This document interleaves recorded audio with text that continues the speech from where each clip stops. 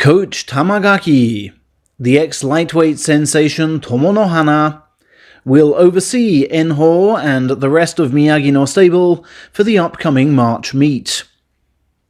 He may well keep that role for longer if the Isegahama group so decides. They will start discussing things this week, then report their conclusions at the end of next month. The stripping of Miyagino stable from its ex-Yokozuna coach, and possible asset stripping to come, seem the final moves of the mid-game of a decade-long tit-for-tat between Miyagino and Sumo chiefs, which seems to be climaxing now. There is genuine dismay among Sumo suits over how Hakuho cast off his good Yokozuna clothes in the mid-2010s, and became more like Asashoryu, voicing ever more displeasure at the way the sport was run. Harmony-craving Sumo managers hated the game he played, but Hakuho really enjoyed it. He has a natural impulse to push against every line that is drawn, fueled by the sheer conviction that his life's success until this point has always been preordained. My father was a champion Mongolian wrestler, born when his dad was 44. And my father was 44 when I myself was born. Great Yokozuna Futabayama scored 69 straight wins, and I was the 69th Yokozuna. My birthday falls on March the 11th, as did the Great East Japan earthquake, whose aftershocks my Dokyo ceremony actually helped to stop. You get his picture of destiny, the completion of which he saw in the form of his frame in the Sumo chairman's seat for the longest period ever. His somewhat fanatical belief that he was bigger than the entire sport forced Sumo chiefs to fight back, which they did 3 Aprils ago by getting their committee of experts to abolish honorary elder stock for every 10-time champion. It doesn't exist in the rules, was half of their explanation, but the other half strongly suggested they wanted rid of that Hakuho name, and the hubris that seemed tagged to it. Hakuho responded by snapping up the Magaki elder stock, vacated by the ex-Tosa Yutaka. He then seized his final in-ring title in typically brash fashion, his last 2 winning strategies appalling the Yokozuna Council. He then headed to the delayed Olympics without official permission, to fulfill a promise made to his sadly deceased father. Incensed that Hakuho had pegged his entire retirement schedule to the 2020 Olympics, even with the delay thrown in, and with sumo duty largely forgotten, certain coaches tried to block his bid to serve as a sumo elder. At the time, I would think then board member Coach Isegahama helped swing things in his favour. Hakuho could assume the Magaki name, subject to signing a code of conduct which, if broken, would lead to dismissal. What sumo chiefs then hoped was that Magaki would somehow start humbly behaving like their junior. Magaki did pledge to reduce TV work, but could no more turn down the repeated offers his Hakuho name had spawned than he could deny his extrovert DNA. Film crews and YouTubers deluged his stable. Seminar guests across the land were treated to his thoughts. And the Hakuho Cup continued with flair, even after he took the Miyagino name.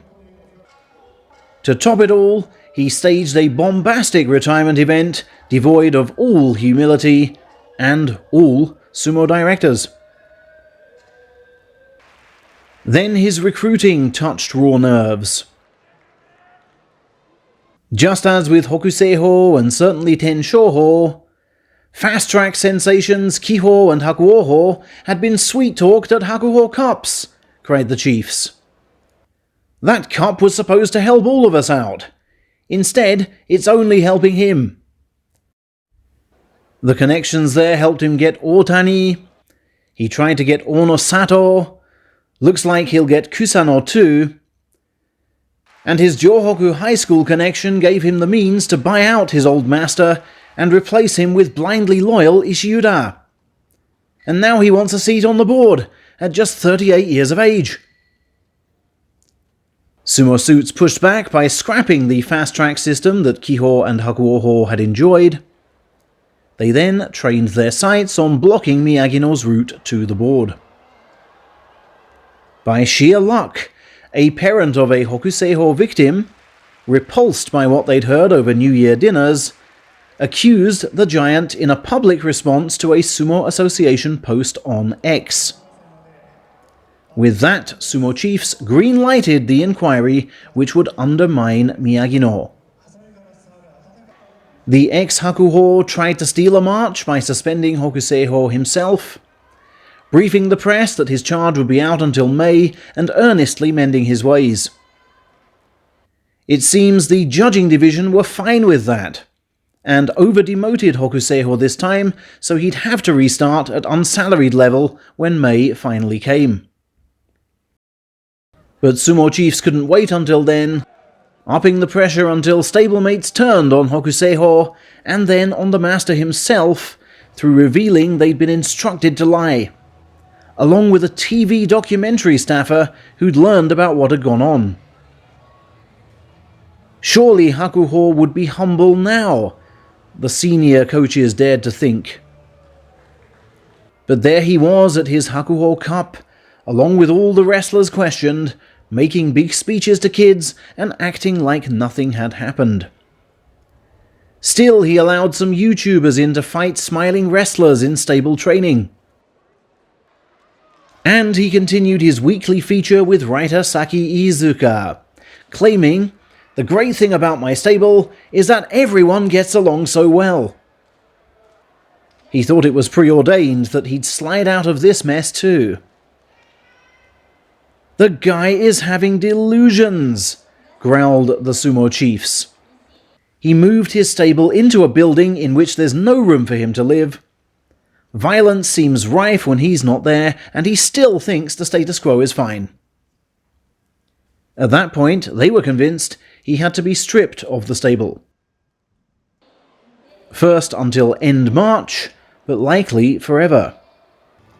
And his Hakuho Cup conveyor belt may also be rediverted. Miyagino appeared completely pale when responding to this move on Friday. Shaken indeed is his erstwhile belief that his path to the Elder Chart Summit was somehow preordained. He's been told, and the press have been told, he was close to being kicked out. Will you ever focus on trying for us and not just for yourself? Is what Sumo Chiefs have asked as the mid-game draws to a close. Your move, Hakuho.